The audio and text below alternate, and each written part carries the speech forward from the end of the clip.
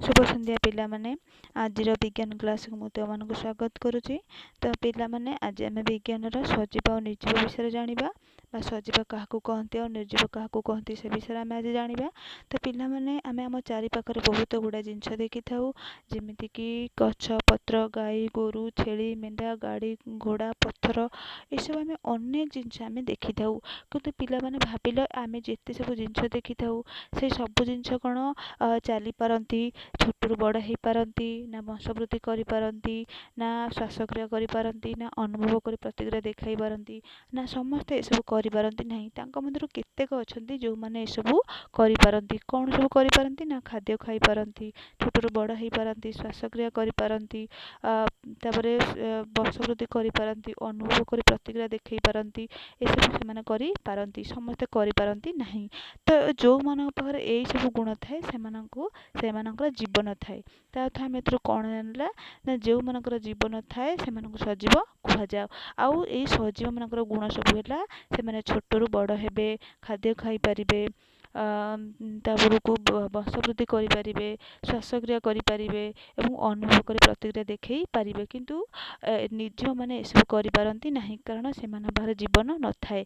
जो ताले आम जानले जो मनकर जीवन न थाए से निर्जीव कहवा। तो निर्जीव मान पाखे ये जो गुण मुझे सब कहली ये सब न थाए अर्थ निर्जीव मैंने खाद्य खाई पारती नहीं छोटू बड़ हो पारती नहीं वंशवृद्धि करपारती नहीं श्वासक्रिया करपारती नहीं एवं अनुभव कर प्रतिक्रिया देखई पारती नहीं ये सब कौन ना निर्जीव मैंने करपारती नहीं। तो पिला माने आमे एबे जानिले कि सजीव और निर्जीव क्या कहुए। तो पिला माने सजीव दुई प्रकार तो से दुई प्रकार कौन ना गोटे है प्राणी आ उद्भिद कारण आम जाचे प्राणी मान तो प्राणी मान आम जाचे प्राणी मान कहले आम जो मनीष विभिन्न प्रकार पशु पक्षी जिते सब अच्छा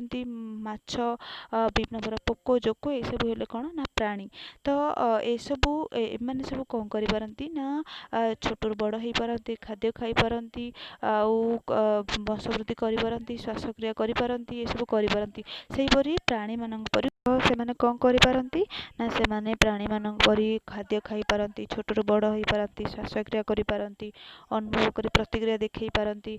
वंशवृद्धि करपारती आम भाविबा कि नाई गछ मैंने ये सब करपारती नहीं ना गछ मैंने ये सब करपारती। तो से अनुसार सजीव दुई प्रकार गोटे है प्राणी आउ है उद्भिद किंतु उद्भिद गोटे जिनस करे ना उद्भिद सजीव हेल्ले गोटे जिनस करे ना जोटा कि सी गोटे जगार अन्य जगह को जापे ना है। तो उद्भिद यही गुणटा सजीव जमी गोटे जगार अन्य जगह को जापे सेमती उद्भिद सजीव हेल्ले गोटे जगार अन्य जगह को जापे ना। आउ गोटे कथा आम भावुवा कि गाड़ी घोड़ा साइकेल ये सब गोटे जगार अन्य जगह को जापी तो ये सजीव ना ये सजीव नुह कहीं आम गाड़ी घोड़ा को आम कि जड़े चलैले आम गोटे जगार अन्य जगह को नहीं पार से निजे निजे जापर ना तेणु सी गोटे सजीव नुह बा सी तार सजीवर कौन लक्षण ना।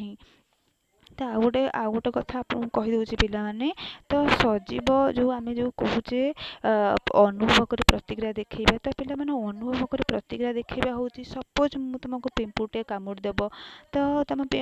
कौन कर ना आउँसी देव तो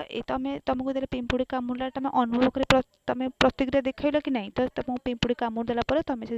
से जगह को आउँसी देल तो यहाँ हूँ अनुभव कर प्रतिक्रिया देखा। तो श्वासक्रिया करवा मैंने आम जाचे जोटा कि आम जो निश्वास प्रश्वास नौचे निश्वास जो प्रश्वास जो भीतर को नौचे निश्वास छाड़ुचे वंशवृद्धि करवा माने जो जन्म करवा जो